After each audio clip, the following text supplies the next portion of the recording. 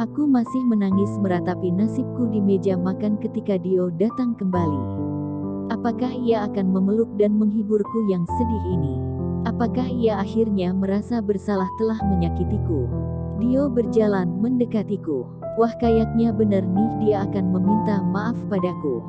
Dio mendekat. Loh, tapi kok dia malah melewatiku? Sit, kalau mau nangis matikan dulu kompornya. Takut kebakaran. Setelah mematikan kompor, Dio pun kembali lagi ke kamar. Ih rese, aku memukul meja makan saking sebalnya. Sempat-sempatnya lagi dia menyunggingkan senyum jahilnya. Ih, dasar laki-laki gak peka. Pokoknya aku marah sama Dio. Aku kaget saat mendengar bunyi HP-ku. Siapa yang telepon? Ya, kulihat peneleponnya. Dewa. Aku hapus air mata yang tadi mengalir lalu berdehem untuk menstabilkan suaraku. Halo Beb, sapa Dewa riang dari ujung sana. Tiba-tiba rasa bersalah menyelimuti hatiku. Kalau Dewa tahu pasti ia akan sangat marah padaku. Pasti ia akan sangat kecewa padaku. Halo juga, kamu kemana saja? Benar, sudah hampir 3 hari Dewa tidak mengabariku. Maaf Beb, aku mendadak dapat tugas di luar kota. Besok aku pulang. Kamu mau aku bawain bolu meranti tidak? Oh, rupanya ia ke Medan. Sebenarnya aku suka sekali bolu meranti, tapi kali ini aku malu. Aku merasa bersalah pada Dewa atas perbuatanku. Tidak usah, makasih. Cepatlah pulang. Ada yang mau aku bicarakan, kataku serius. Ya. Aku harus memberitahu Dewa sebelum ia berharap terlalu jauh pada hubungan kami. Kangen ya. Besok mau aku jemput pulang kerjanya. Boleh saja kalau kamu tidak lelah. Kamu kan baru pulang dari luar kota. Buat Ayuku yang cantik mah gak ada kata lelah sayang. Aku kangen sama kamu, aku hanya diam. Tidak membalas ucapan kangennya. Sesungguhnya aku amat kangen sama Dewa. Tapi aku malu dengan perbuatanku. Dewa sudah menjaga kesetiaannya padaku, tapi aku. Semua ini karena Dio sialan itu. Aku tutup dulu ya, ada tamu yang datang. Akhirnya aku berbohong juga untuk mengakhiri percakapan kami. Aku berdiri dan memasukkan ayam yang sudah kuungkep ke dalam wadah Tupperware. Untung juga tadi Dio datang dan mematikan kompor, kalau tidak pasti sudah hangus.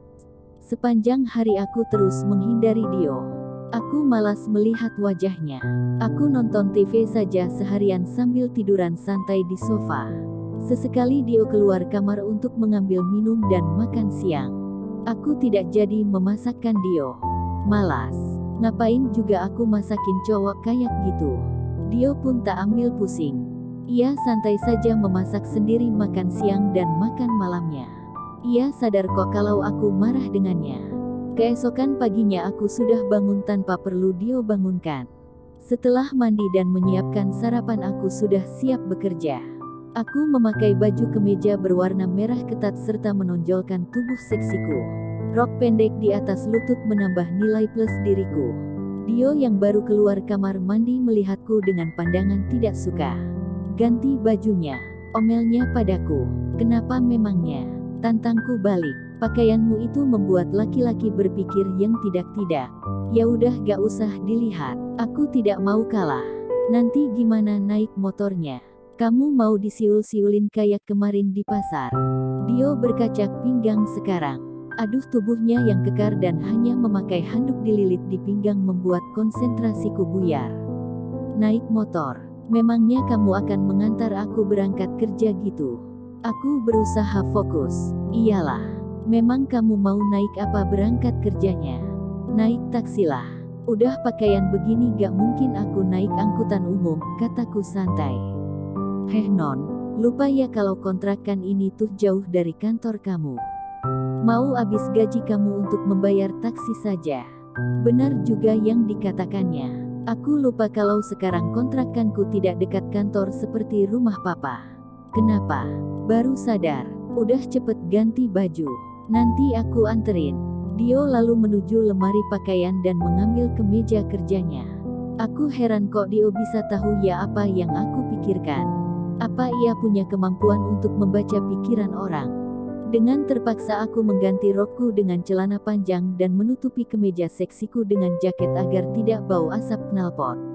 Tak lupa rok yang tadi aku bawa untuk ganti di kantor. Udah cepetan nanti telat, omel Dio. Iya bawel, gerutu.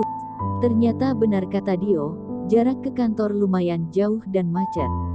Aku yang awalnya hanya pegangan besi motor belakang akhirnya memeluk Dio agar saat aku tidur tidak terjatuh. Lumayan juga tidur di motor rasanya enak. Dio menggerakkan bahunya untuk membangunkanku.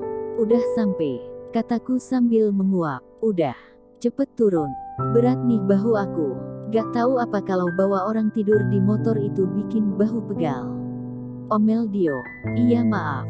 Abisnya ngantuk lihat jalanan macet. Ya udah aku masuk dulu. Aku mengembalikan helm pada Dio namun Dio memanggilku sebelum aku pergi. Tunggu sebentar, mana nomor HP kamu? Aku lupa kalau ternyata kami belum bertukar nomor HP sejak pertama kenal. Aku lalu menyebutkan nomor HP-ku dan Dio lalu miskal untuk bertukar nomor. Asteris asteris asteris asteris asteris. Kedatanganku di kantor ternyata disambut oleh teman-teman teamku. Ayu, kamu gak apa-apa Yu? Aku udah nyari kamu di diskotek tapi gak ketemu. Aku takut kamu dibawa pulang sama Omong. Tapi kamu baik-baik saja kan? Bergantian Mbak Dewi, Laras, Dini dan Lucy menanyaiku. Andai mereka tahu apa yang sudah kualami. Tapi tak ada untungnya juga aku cerita. Kalau berita tentang pernikahanku tersebar dan aku sampai dipecat itu akan merugikanku. Aku gak apa-apa kok Mbak. Aku pulang duluan soalnya sakit perut. Aku gak mau ganggu kalian, semoga mereka tidak menyadari kebohonganku. Oh syukurlah kalau kamu tidak apa-apa. Kami khawatir sama kamu. Next kabarin ya kalau pulang duluan, pesan Mbak Dewi. Iya, maaf ya udah bikin kalian khawatir, aku lalu melanjutkan pekerjaanku. Produk baru yang kami luncurkan butuh perhatian ekstra karena target yang ingin dicapai amatlah tinggi. Aku membuat strategi pemasaran produk beserta draftnya agar gampang dalam memasarkan. Asteris asteris asteris asteris asteris asteris. Aduh badanku sakit semua nih. Dulu di rumah papa bangun tidur tinggal sarapan ini harus nyuci baju dan bikin sarapan terus berangkat kerja. Belum nanti setrika baju. Hufat, aku baru saja melangkahkan kaki keluar dari gedung kantor hendak pulang ke rumah ketika ada suara klakson mobil mengagetkanku. Aku menengok ke arah mobil tersebut. Ternyata Dewa. Aku langsung tersenyum lebar dan setengah berlari menghampiri mobilnya. Hai, sapaku. Hai cantik, ayo masuk. Aku anterin pulang. Dek, kesadaranku mulai penuh. Kan aku sudah tidak pulang ke rumah papa lagi.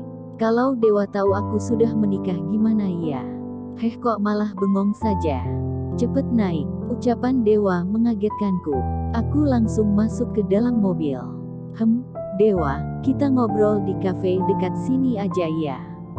Gak usah antar aku pulang ke rumah, kataku sambil memakai seat belt. Loh memang kenapa? Tanya Dewa heran. Ada yang mau aku bicarakan, jawabku serius. Ya. Aku harus memberitahukan kebenarannya walau sesakit apapun itu. Mobil yang dikendarai Dewa pun melaju meninggalkan kantorku. Tanpa aku sadari ada sepasang mata yang memperhatikanku di atas motor Scoopy.